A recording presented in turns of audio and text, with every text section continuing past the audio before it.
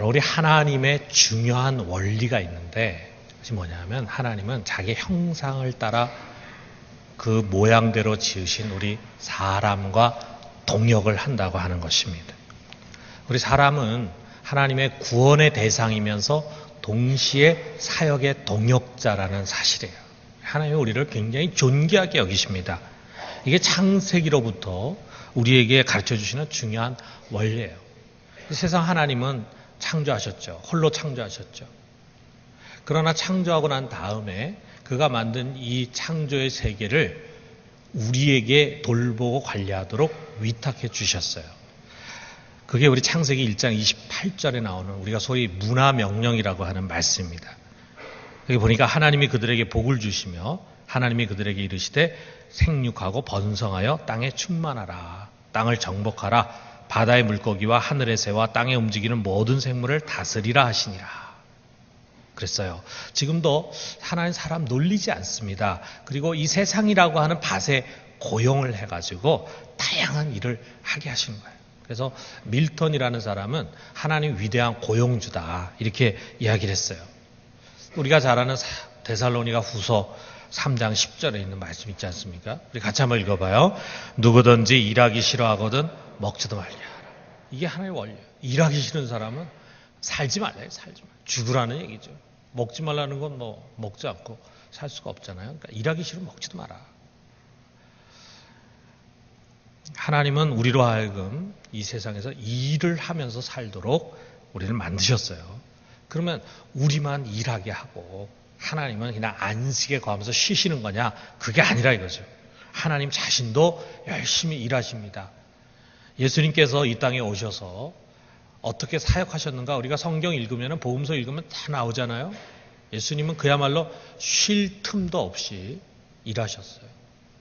얼마나 피곤하게 일하셨는지 그렇게 파도가 치고 심지어는 물이 배에 가득 찰 정도가 됐는데도 불구하고 배 고물에서 깨어나지 않고 누워서 주무셨다. 얼마나 주님께서 고되게 사역을 하셨는가를 알 수 있는데 주님께서 이렇게 말씀하셨어요. 요한복음 5장 17절에 보면은 내 아버지께서 이제까지 일하시니 나도 일한다. 그렇게 열심히 일하시는 이유는 아버지가 일하시는 내가 어떻게 쉴 수 있냐. 아버지께서 일하시니 나도 일한다. 우리도 마찬가지예요. 여러분 우리 하나님 지금 열심히 일하고 계십니다. 쉬지 못하고. 우리가 게으름 피우고 그리고 일 안 하면서 살아서는 안 되는 거죠. 자, 그럼 하나님 무슨 일을 하시는가? 인간의 죄로 말미암아 이 하나님 만든 세상이 더럽혀졌어요. 잘 관리하라 그랬는데 관리는커녕 오히려 그 하나님의 만드신 피조 세계를 우리 인간이 더럽혔어요. 죄로 인해서. 그 더럽힌 것을 하나님은 다시 정결하게 하시는 일을 하십니다. 우리 인간이 무질서하게 어지러놨어요. 그걸 하나님이 정돈하시는 거예요. 마치 우리 집에 아이 생일이라서 애들 친구들 10명을 초대를 했어요. 초등학교 아들이. 그 10명이 서너 시간 집에서 놀았다. 그러면 어떻게 될지 우리 엄마들 다 아시죠?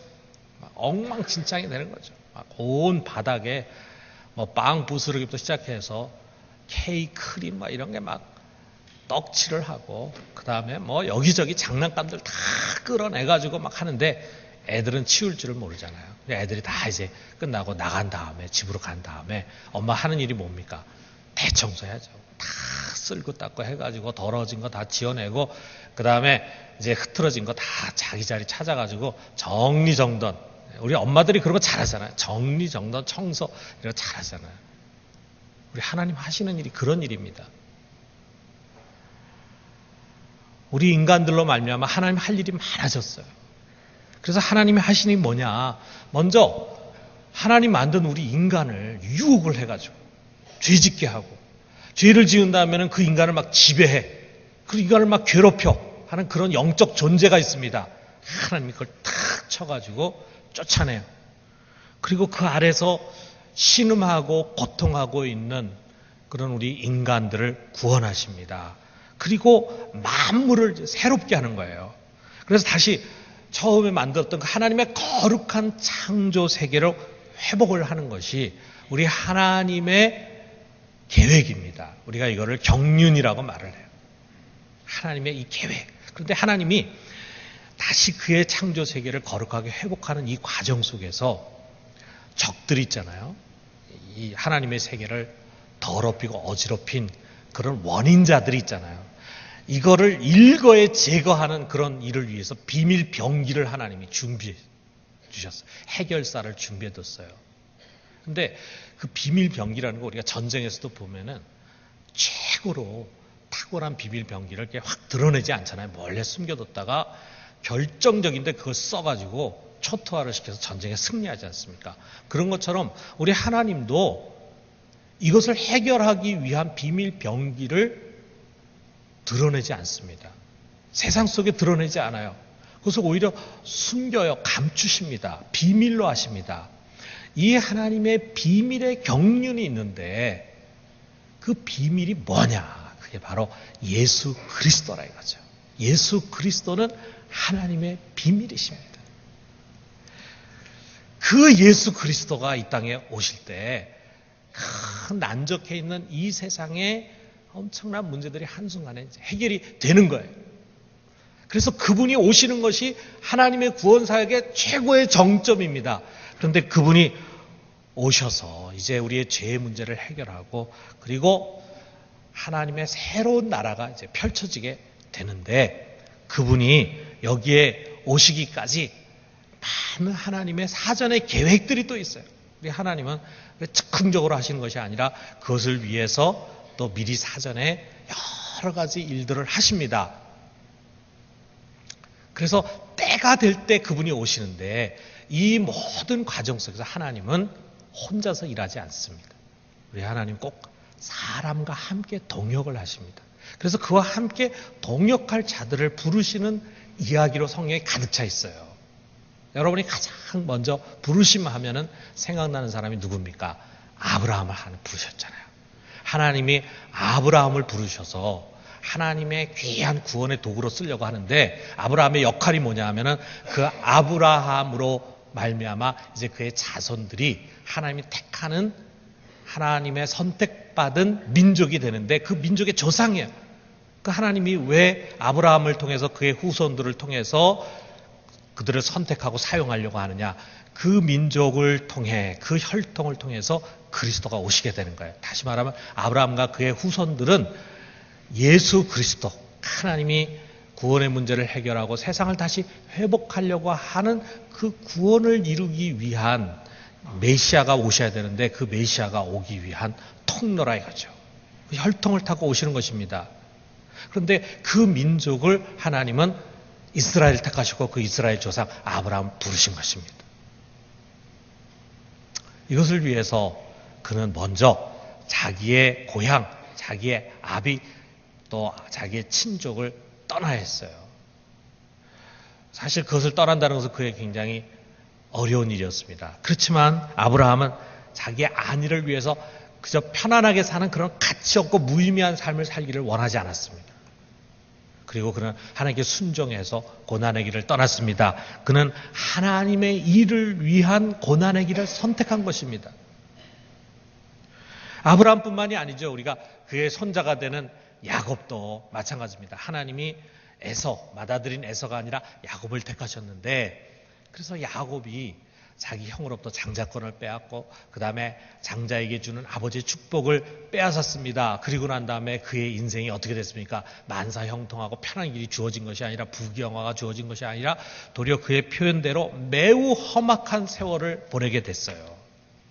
하나님의 일을 위해서 그는 매우 고난이 많은 삶을 걸어가게 된 것입니다. 그러나 그 결과가 무엇입니까? 그는 이스라엘 12지파의 아버지가 된 것입니다. 그 12아들이 한 지파씩을 담당하게 되었다 이거예요. 이것이 이스라엘 공동체 시작이 아닙니까? 그런데 이제 막 12지파를 통해서 이스라엘 공동체가 시작이 돼 갓난아기와 같아요. 그런데 하나님께서는 이 처음 시작하는 이스라엘 공동체를 교육시키고 훈련시키려고 하는데 어디에 보내서 훈련시키냐면 애굽이라고 하는 곳, 이집트라고 하는 곳을 보내가지고 훈련시키려고 합니다. 우리가 애 태어나면은 처음에는 아직 갓난아이일 때는 엄마가 품에 안고 키우지만 그 다음에 어떻게 합니까? 애가 이제 5살 되고 그러면 어린이집 보내잖아요. 그 다음에 애가 이제 7살 넘어가면 초등학교 보내잖아요. 이제 학교라고 하는 것을 보내잖아요. 학교에 보내는 이유가 뭡니까? 더 좋은 교육기관에서 교육을 잘 받으라 이거죠. 그래서 좀 성인이 되라, 성숙한 사람이 되라 라고 하는 뜻으로 학교에 보내지 않습니까? 그런 것처럼 하나님이 이 이스라엘을 그 당시에 최고의 문명국이었던 애굽에 보내는 거예요. 애굽에 보내서 물론 그런 문명도 배울 수 있겠지만 그 속에서 훈련을 시키는 거예요. 그래서 400년 동안 훈련시키기 위해서 하나님이 이 이스라엘을 애굽으로 보내기로 계획을 하셨어요. 그것을 아브라함에게도 예언하셨습니다. 그것을 위해서 이스라엘이 애굽으로 들어가는 통로가 될 할 사람이 필요했는데 그가 누구냐? 요셉이었다. 요셉. 하나님이 요셉 불렀습니다. 그리고 그를 애굽으로 보냈는데 그냥 선선히 보낸 게 아니죠. 어느 날 갑자기 요셉이 형들에 의해서 팔려가지고 종으로 끌려간 거죠. 낯선 나라에 그는 왜 자기가 이런 일이 일어나는지 몰랐죠. 그러나 결국에 가서 그곳에서 그야말로 정말 죽을 고생을 다 했지만 나중에 국무총리가 되고 그것이 계기가 돼가지고 야곱과 아울러 그의 자녀들 모두 해서 한 70여 명 되는 사람들이 이스라엘 공동체가 애굽으로 옮겨지게 되고 거기서 400년이라는 세월이 지나가는 가운데 거대한 민족이 형성이 되는 것입니다. 그리고 이제 하나님께서 계획하신 그 400년이 됐을 때 이제 훈련 받을 만큼 받고 됐다라고 했을 때 이제 이 이스라엘을 다시 애굽에서 끌어내가지고 그리고 하나님이 아브라함에게 그의 후손에게 주겠다고 약속한 땅 가나안으로 이제 보내려고 하는데 여기도 사람이 필요하잖아요. 하나님 누굴 부르셨습니까? 모세를 부르지 않습니까? 미디안 광야에서 가시나무 떨기가 불타는 곳에서 하나님이 그에 나타나셨습니다. 그리고 말씀하셨어요. 내 발에서 신을 벗으라. 내가 선 땅은 거룩한 땅이다. 지금까지는 내가 80평생 너를 위해서 네가 하고 싶은 대로 네 마음대로 다니면서 너의 인생 살았지만 이제는 내 발에서 신을 벗고 나의 종이 되라. 그리고 나의 일을 해라 그랬어요. 그래서 모세의 나머지 40년의 삶은 전적으로 하나님을 위한 삶을 살았다. 하나님의 일을 합니다. 그 하나님의 일이 뭡니까? 자기 민족을 애굽에서 끌어내오는 거예요. 출애굽하는 일을 하고 그 다음에 광야 40년 동안을 살아갈 수 있도록 그가 리더가 돼가지고 섬겼습니다. 그게 하나님 그에게 맡기신 일이에요. 그는 그 일을 충실하게 하다 갔습니다. 그리고 그 다음에 이스라엘이 이제는 요단강을 건너서 가나안으로 들어가야 되는데 그 일을 위해서 또 사역할 사역자가 필요했어요. 모세의 후계자로 여호수아가 세워지게 됐습니다. 하나님께서 여호수아에게 내가 너의 선배인 모세와 함께한 것처럼 너에게도 함께하겠다. 담대하라. 두려워하지 말라. 그래서 모세는 여호수아는 담대한 믿음을 가지고 이스라엘 사람들을 가나안으로 인도했습니다. 그것을 정착하게 했습니다. 그리고 하나님께서 말씀하신 대로 각 지파별로 땅을 분배하게 했어요. 서로 싸우지 않고 사이좋게 땅을 나눠 가질 수 있도록 하는 역할을 했어요. 너무 중요한 역할입니다. 이스라엘 공동체가 드디어 가나안 땅에 정착할 수 있도록 하는 일을 여호수아가 했어요. 하나님 그 일을 사용하신 것입니다. 그리고 그 이스라엘 공동체는 이제 하나의 국가가 되었습니다. 그 국가가 되는 이스라엘 왕국이라고 하는 것은 장차 오게 될 그리스도를 통해서 오게 될 하나님의 왕국, 하나님 나라를 예표하는 그림자 같은 거예요. 그리고 그 이스라엘 왕국의 왕이 누구냐면 바로 다윗이었어요. 다윗이 그 이스라엘 왕국을 세웠습니다. 거기 사용이 됐어요. 그리고 그의 아들 솔로몬이 한 것은 무엇입니까? 하나님 그 솔로몬 불러가지고 성전을 짓게 했습니다.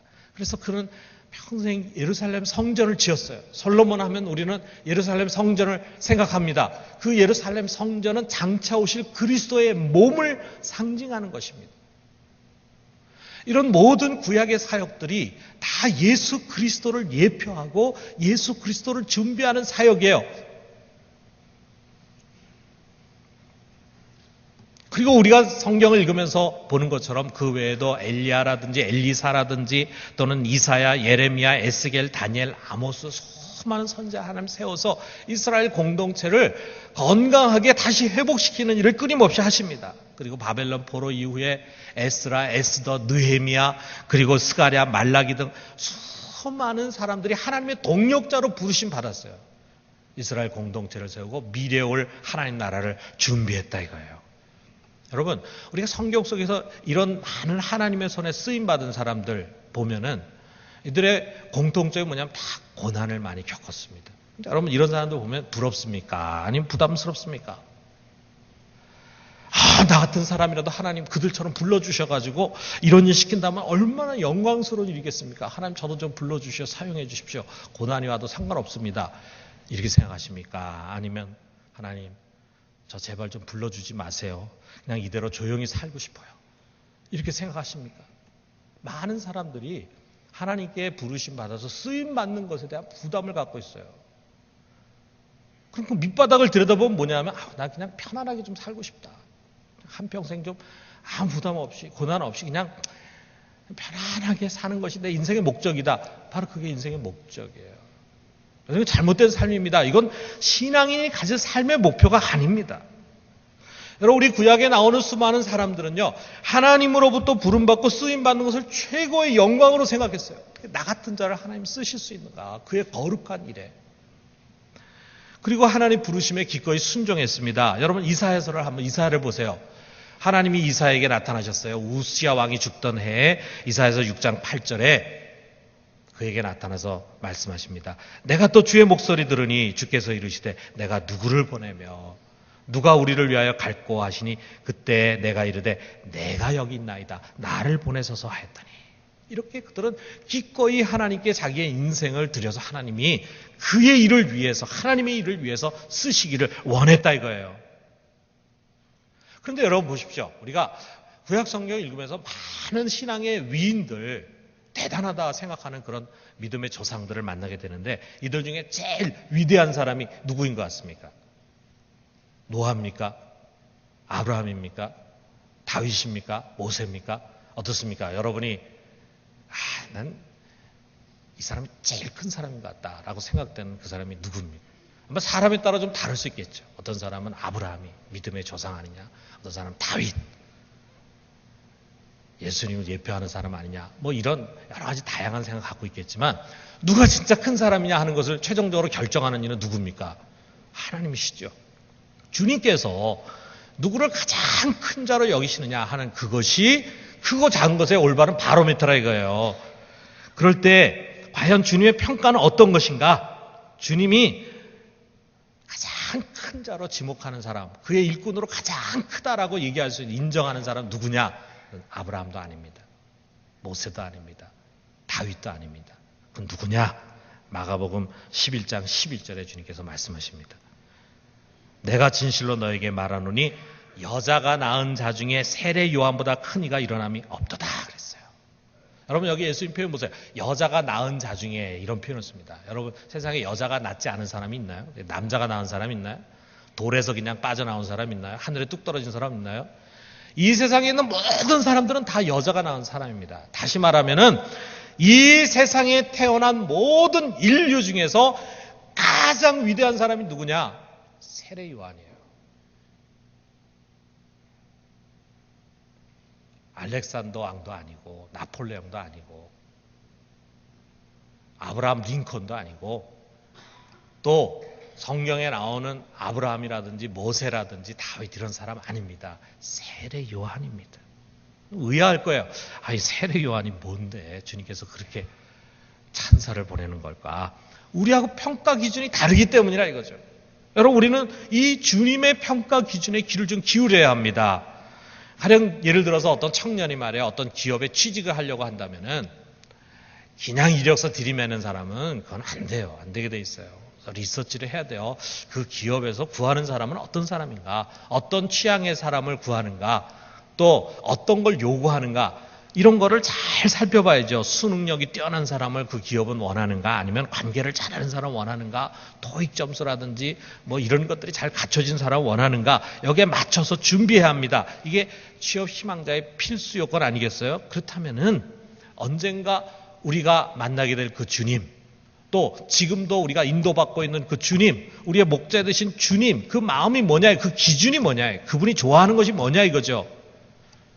다른 것이 아닙니다. 우리 하나님께서 크다 작다, 이 사람 큰 사람이다 작은 사람이다의 기준은 뭐냐 하면 첫째로는 하나님의 일을 위해서 얼마나 귀하게 쓰여졌는가 이거예요. 하나님의 일을 위해서 얼마나 귀하게 쓰여, 그 사람이 얼마나 많은 것을 갖고 있냐, 얼마나 많이 배웠느냐, 박사학위가 몇 개가 있느냐, 그 사람이 얼마나 많은 권력을 갖고 있느냐가 하나님 주님 앞에 크다 작다의 기준이 아니에요. 그 사람이 하나님의 일을 위해서 얼마나 귀하게 쓰여졌는가. 구약의 수많은 신앙인들은 당연히 여기에 후보가 될 수 있겠죠. 그러나 두 번째 기준이 있습니다. 그건 뭐냐면 하나님의 구원 경륜에 얼마나 직접적으로 역할을 했느냐.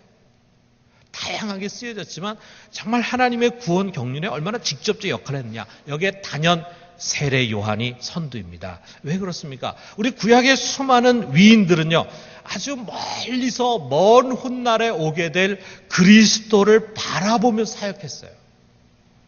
그들이 한 모든 사역들이 대부분이 예수 그리스도가 오시는 길을 예비하는 간접적인 사역에 불과합니다. 왜냐하면 그들 자신도 예수가 어떤 분인지 몰라요.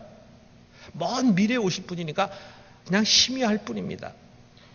그런데 여러분, 세례 요한은 마지막 선지자입니다. 마지막 선지자 세례 요한은 오신 주님을 직접 뵈었어요.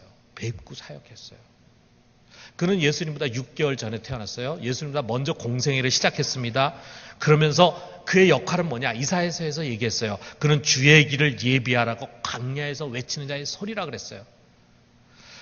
그래서 그는 사람들의 마음을 곧 뒤에 오실 예수 그리스도에게 돌리기 위해서 세례 주는 일을 했습니다. 그리고 그 세례를 주다가 그 세례가 죽음과 부활을 상징하는 것인데 마침내 그리스도를 직접 세례하는 영광을 차지하게 됐어요.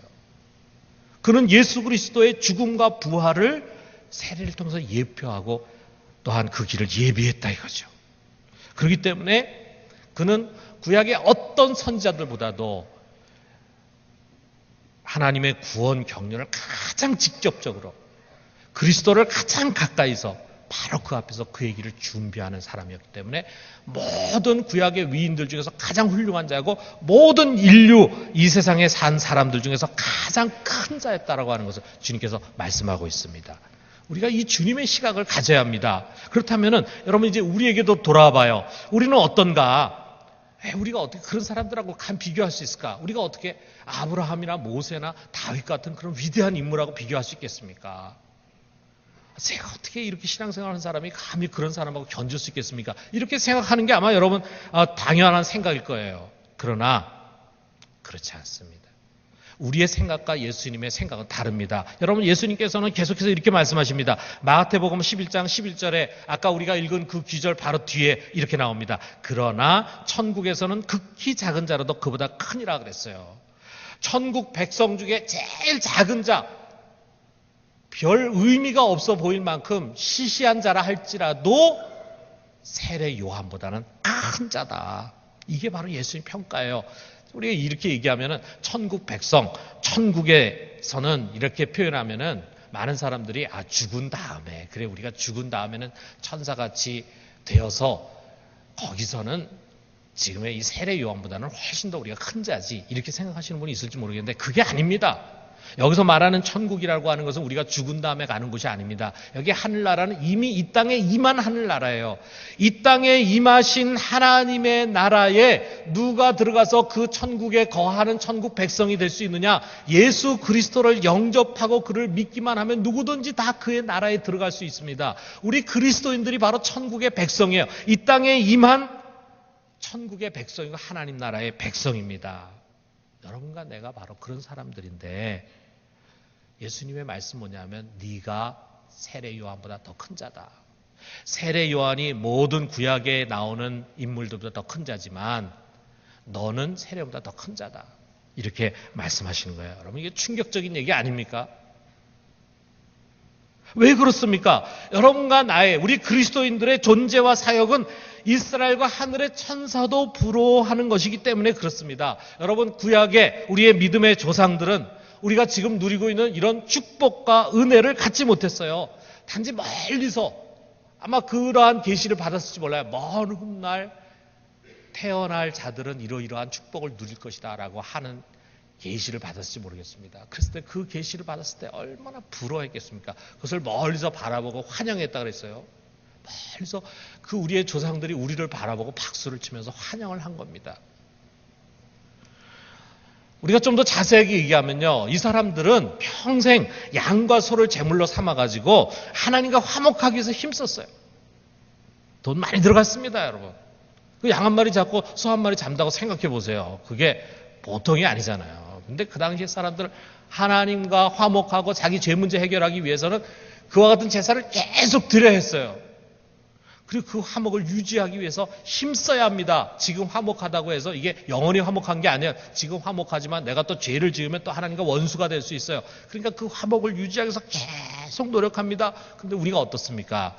그리스도께서 이미 오셔서 양이나 소가 아니라 자기의 몸, 그 거룩한 몸을 제물로 삼아가지고 여러분과 나를 위한 희생 제사를 단번에 드리셨어요. 그래서 그 제사로 인해서 우리는 영원히 하나님과 화목한 자가 된 것입니다. 완료형이에요. 이미 완료했어요. 지금 화목하다가 또 무슨 일이 생기면 불화하고 이런 게 아닙니다. 우리 영원히 화목을 하나님이 선포하셨어요.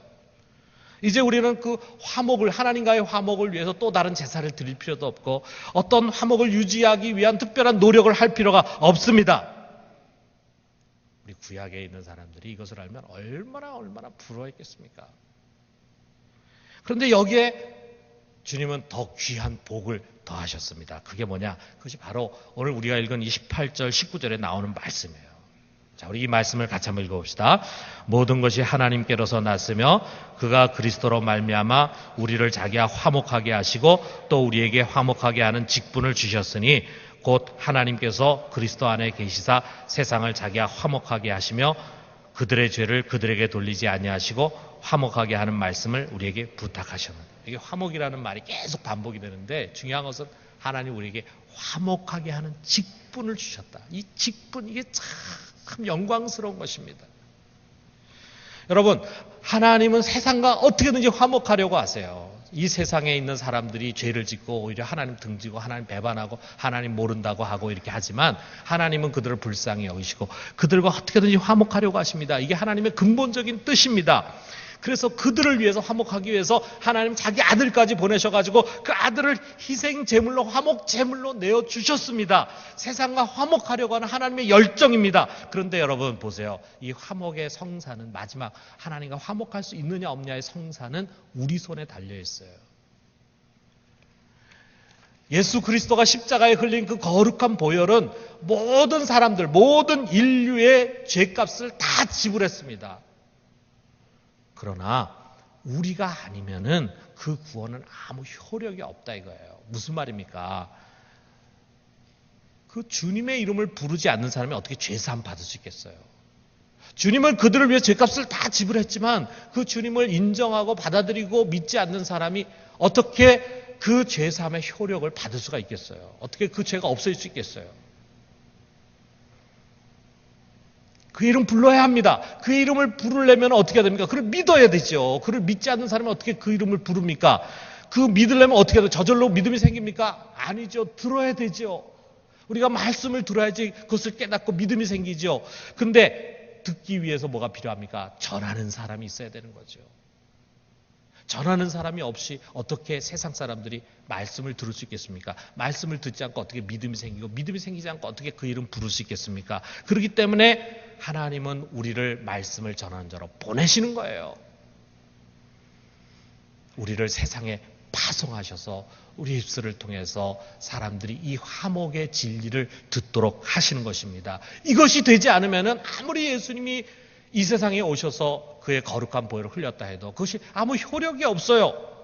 여러분, 이제 이 세상을 구원하는 열쇠를 주님은 우리들에게 주신 거예요. 넘기신 거예요. 교회에 넘기신 거예요. 그렇기 때문에 교회가 구원의 방주고 교회가 이 책임을 감당하지 않으면 이 세상은 우리 예수님의 보혈을 맛볼 수 없고 그 구원의 효력을 얻을 수가 없는 것입니다. 주님께서 우리에게 그 열쇠를 주시면서 아무개야 네가 열어야 돼. 그래야 문이 열린다. 그래야 저들이 살 수가 있어. 이렇게 말씀하시는 거라 이거예요. 먼저 화목한 우리들에게 주신 이 화목하게 하는 이 직분은요, 예수 그리스도의 구원 사역, 예수 그리스도 하나님의 구원 사역의 직접적인 사역입니다. 아니, 직접적인 사역을 다 뛰어넘어가지고 결정적인 사역입니다. 그렇기 때문에 여러분, 우리가 갖고 있는 이 직분은요, 아브라함이라든지 모세라든지 다윗도 결코 갖지 못한 직분입니다. 세례 요한도 이 직분에 미치지 못했습니다. 그러므로 이 화목의 직분을 받은 그리스도인들이야말로 이 세상에서 가장 큰 자입니다. 우리 하나님 예수 그리스도의 논리는 바로 이거예요. 세례 요한은 가장 큰 자다. 그러나 천국에 있는 자들은 가장 작은 자라고 해도 그보다 큰 자다. 여러분, 전도하는 일이라는 게 쉽지 않죠. 알고 있습니다. 그러나 여러분, 이걸 생각해야 됩니다. 우리가 복음을 전하고 그로 예수 믿고 하나님과 화목하게 하는 이 직분은 아무에게 주어진 사역이 아니라는 사실이에요. 한 영혼을 살리는 책임이 우리들에게 주어졌어요. 하나님이 그가 만든 그 창조 세계를 우리 인간에게 맡기면서 내가 관리해라. 너 돌볼 수 있어. 너는 나의 형상을 가지고 지음받았기 때문에 내 안에는 이 세상을 다스릴 만한 그런 자질이 있어. 그러면서 우리에게 그의 세계를 맡겨주신 것처럼 하나님께서 한 영혼 한 영혼에 살고 죽는 문제, 영원히 사는 것과 영원히 죽는 그 열쇠를 먼저 믿은 우리들에게 위탁을 하신 거예요. 맡기신 거예요. 하나님이 그의 아들을 보낸 사랑, 그의 아들이 이 땅에 오셔서 자기를 희생하신 그 수고가 마지막 결실을 하려면 우리 손을 거쳐야 합니다. 우리가 마지막 나팔을 불어줘야 합니다. 여러분, 우리가 참 이게 선교지를 가면, 우리가 지난주에도 우리 태국에 해외봉사 갔다 온 것을 같이 보고했지만, 선교지에 가면은 참 이 하나님의 말씀 있죠. 이 하나님의 우리에게 위탁한 이것이 이 가슴에 확 와닿을 수가 없어요. 이런 생각이 돼요. 저뿐만이 아니라 또 우리 이번에 갔다 온 분들뿐만이 아니라 여기 앉아서 예배드리는 모든 분들이 다 똑같습니다. 여러분도 선교지에 가게 되면은 누가 뭐라 그러지 않아도 막 전도하고 싶은 마음이 들고 막 전도의 열정을 갖게 돼요. 왜 그러냐? 자기가 엄청나게 많은 돈을 들여가지고 가잖아요. 많은 시간을 들여가지고 가잖아요. 그렇기 때문에 내가 이렇게 힘들게 왔기 때문에 여기 와서 오게 된 목적을 꼭 달성해야 된다. 근데 그 목적은 선교거든요. 그러니까 어떻게든지 복음을 전하려고 하는 그런 마음을 갖습니다. 그래서 두려움 없이 담대하게 전하게 되는데, 여러분 지난번 우리가 선교 보고할 때도 있었지만 지나가는 오토바이를 막 세워가지고 말이죠. 오토바이 막 가고 있는데 잠깐 서라고 이렇게 해가지고 오토바이 세워서 전도하고, 그 다음에 마음이 더 담대해지니까 지나가는 차를 세워가지고 그 다음에 전도지 주면서 여기 오라 그러고 막 이래요. 태국 사람들이 좋으니까 그냥 넘어가지, 우리나라 사람 같으면은 가만두겠습니까? 만약 여러분 오토바이 타고 지나가는 사람 세워가지고 잠깐 서보세요 하면서 전도지 주면은 그냥 지나가겠어요? 막 욕 바가지로 할 겁니다. 지나가는 차 세워가지고 전도하겠다고 막 이렇게 사면은 난리 날 거, 막 인터넷에 막 떠가지고 막 욕 바가지로 할 겁니다. 그런데 거기서 하게 되더라 이거죠. 이와 관련해가지고 제가 청년 때 어느 집회에서 들은 그런 그 간증이 있습니다. 어떤 사람이 말해요. 예수를 막 믿었어요. 예수를 믿고 너무 좋아요. 근데 목사님이 전도를 하라 그러는 거예요. 전도할 줄 몰라. 근데 어쨌든 하라 그러니까 나가서 전도를 하려고 하는데 서울역을 가게 됐습니다. 서울역에 갔는데 사람들이 막 복잡히 왔다 갔다 하는데 한 사람이 눈에 띄는데 막 이 사람이 저쪽에서 헐레벌떡 막 뛰어가는 거라. 이 사람이 그 사람을 불렀습니다. 선생님 잠깐 좀 서보십시오. 이 사람이 가다가 무슨 일입니까? 선생님께 드릴 중요한 말씀이 있습니다. 뭡니까? 선생님 만약에 살고 싶으면 제 말씀을 들으시고 그냥 죽을 거면 그냥 가십시오. 이렇게 얘기하는 거예요. 그러니까 여러분 생각해보세요. 살려면은 자기 말 듣고 죽으려면 그냥 가라. 그러니까 이제 얼마나 당황하고 놀랬겠어요. 그래서 무슨 말씀이십니까? 선생님 언제 선생님이 세상을 떠나게 될지 모르지 않습니까? 선생님이 그냥 이대로 세상을 떠나면 지옥에 가게 됩니다. 그러니까 선생님이 영원한 천국에 가려면 예수를 믿어야 됩니다 하면서 이제 복음을 많이 전합니다. 그러니까 이 사람이 이제 예수님이 전도하는 걸 알고는 화를 버럭 내면서 뺨을 후려 갈겼습니다. 지금 내가 기차 놓쳐가지고선 지금 뛰어가고 있는데 이 사람 붙들고 엉뚱한 소리 하고 있네 해가지고 막 갔습니다. 그 이 사람 말이죠. 자기는 이제 예수 믿으면은 전도해야 된다는 목사님 말씀을 듣고 순종해가지고 나와가지고 전도했는데 뺨 한 대 얻어맞았잖아요. 사람들이 보는 앞에서 얼마나 창피합니까? 그러니까 이 사람이 막 낙심이 됐어요. 근데 이 사람이 이제 나중에 이제 신학교를 가가지고 목사가 됐습니다. 그래가지고 어느 교회에 가가지고 이제 집회를 하면서 자기 얘기를 했어요. 그러면서 그 얘기의 그 내용은 뭐냐면, 여러분 전도하는 건 좋은데 전도도 좀 지혜 있게 해야지 저처럼 이렇게 하면 안 됩니다. 제가 그때 얼마나 어리석게 전도했는지 모릅니다 하면서 자기의 실패한 전도의 이야기 이제 한 거예요. 그리고 하고 자기 숙소로 돌아왔는데 녹화하는 소리가 나더니 목사님 좀 뵙고 싶습니다. 누구십니까? 들어오십시오. 들어왔더니 그 사람 하는 말이, 저는 목사님께서 아까 설교 시간에 하신 말씀처럼 목사님의 뺨을 때린 바로 그 사람입니다. 하는 거예요. 목사님이 놀라는 거죠. 아니, 어떻게 된 겁니까? 그때 목사님이 저에게 설교한다, 전도한다 그래가지고 제가 붙잡혀 있는 바람에 제가 그만 기차를 놓쳤습니다. 그래서 제 마음이 막 둔한 생각이 들고 이놈의 예수쟁이들 하면서 막 마음이 막 상했는데, 나중에 보니까 그 기차가 말이에요, 이 사람이 타려고 했던 그 기차가 탈선이 돼가지고 사람들이 많이 부상을 입고 죽은 사람도 나오는 큰 사고가 났다. 이 사람이 이 뉴스를 듣게 됐어요.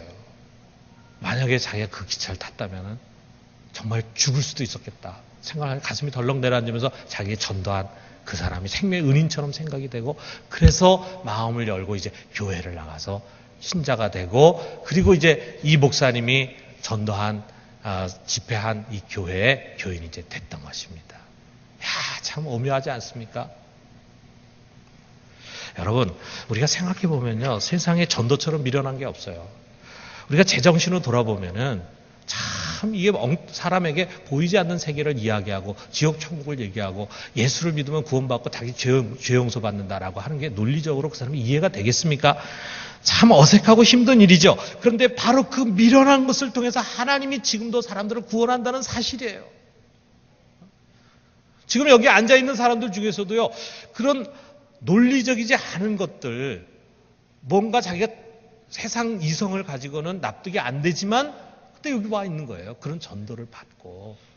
왜 그렇습니까? 그것만 가지고 우리가 만약 사람 전도한다면 불가능하죠. 그런데 우리가 움직여서 그 일을 할 때 성령이 역사하는 거예요. 성령이. 우리의 그 미련한 전도 가운데 성령이 역사하셔서 그 마음을 움직이시는 거예요. 또는 여러 가지 일들이 막 터지게 합니다. 그래서 그때는 내가 거절하고 그때는 내가 받아들이지 않았는데 시간이 지나면서 점차로 내 마음이 변하는 거예요. 그래가지고 그 사람이 오는 거예요. 지난번 새생명 축제 때 왔다 그 이후로는 교회 안 나오던 사람이 1년 뒤에 다시 교회에 나오는 사람이에요. 우리 교회 7년 동안을 교회 등록하지 않고 새생명 축제 중심으로 다니던 사람이 최근에 등록한 분이 있습니다. 7년. 대단하지 않습니까? 그러나 매번 새생명 축제 때마다 오게 되고 하는 가운데서 언젠가 하나님이 그 마음의 문을 열어주시는 거라 이거죠. 여러분, 우리가 전하지 않으면 그리스도의 보혈은 아무런 효력을 발휘하지 못합니다. 여러분, 이건 우리의 몫입니다. 하나님이 그 일을 여러분과 나에게 맡기시고 그것을 위해서 부르셨어요. 화목하게 하는 말씀 우리에게 부탁하셨습니다. 여러분의 가족이나 친구, 옆집 사람이 구원을 받을 것인지 구원받지 못할 것인지 그 열쇠는 여러분의 손에 있습니다. 여러분, 이렇게 생각한다면 얼마나 큰 부담입니까? 그러나 만약에 그가 여러분을 통해서 구원의 길을 얻게 되고 영생을 얻게 된다면 이보다 더 큰 기쁨이 어디 있겠습니까? 여러분, 하나님은 우리를 이 거룩하고 존귀한 직분으로 불렀습니다. 하나님과 세상을 화목하게 하는 이 귀한 직분을 잘 감당하는 우리 모두가 되기를 주님의 이름으로 축원합니다.